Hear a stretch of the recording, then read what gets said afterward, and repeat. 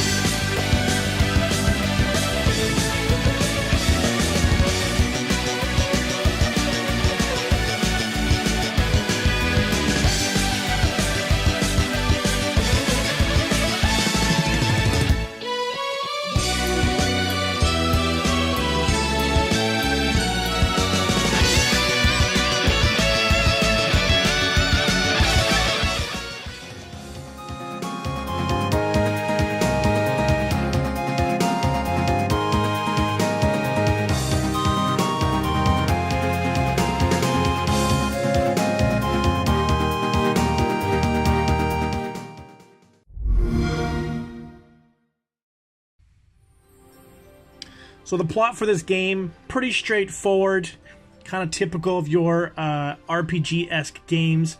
Holy sword, left over from a holy battle, is bam, slap right in the earth, holding the essence of evil underneath it. One of the holy spirits that is kind of part of that battle that's been duking out comes, takes the sword because he wants the power for himself, and the evil is now coming out of that fissure, right? They say it's a crack, but it's really not. It's kind of just a giant hole. So one of the issues that I had about this, you know, the story itself is decent. There's nothing really I can say about that, but you can definitely tell when you're doing the narration on the game that there's issues with English translations. This is definitely Japanese ported over to English right away. There doesn't seem to be a lot of quality assurance being put into that, because you can definitely tell there's some broken English sentences, which I understand if English is not the native language, but when it's becoming a global game, you need someone to check it over at least once to make sure that there's no errors or anything like that. Obviously there's no spelling, but there's definitely grammatical errors. The other thing that I thought was kind of funny is one of the main areas is DAT, so D-A-T-T, which is Dat Town. I don't know if they don't understand that that comes off weird when you're saying I'm from Dat Town or over in Dat Town. It's literally like, it's almost like they couldn't find an actual name, so they're like, that town, yeah, let's just put a D on it, Dat Town. You know, like, it's just, I don't know what their mindset behind that. They could have picked many more different names, but they stuck on Dat Town, which almost sounds like that town.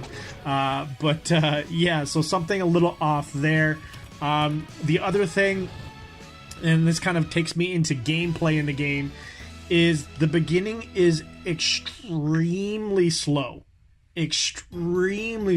Almost put you to sleep type slow. There's a lot of times where, like, I would say actually for the beginning of the game, the good 3 hours, 80 to 90% of it is just reading text. I'm just going to let that sink in for a second. For the people that understand playing games, you get to do one battle, 2 battles here and there, but 90% of that 3 hour mark is reading. I understand they have a story that they want to try to convey to you, but there's definitely different ways of doing that to make it more interactive. It definitely starts to pick up as things kind of progress, and that's good. I was really kind of hesitant upon my review for the game because of that initial 3 hours, but as things progress afterwards, it starts to speed up. It starts to get into that strategy, starts to make you think about those battles, how you're choosing your, your moves, because before that, choose attack, choose attack, choose attack. That's it. Don't worry about defending. Don't worry about mixing it up. Don't worry about, reading the opponents to try to figure out what they are.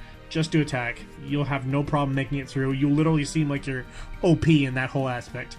Like I said, it takes you into gameplay. Turn-based RPG, pretty, I guess, telltale or fitting of, the old Final Fantasy, the beginning of the RPGs.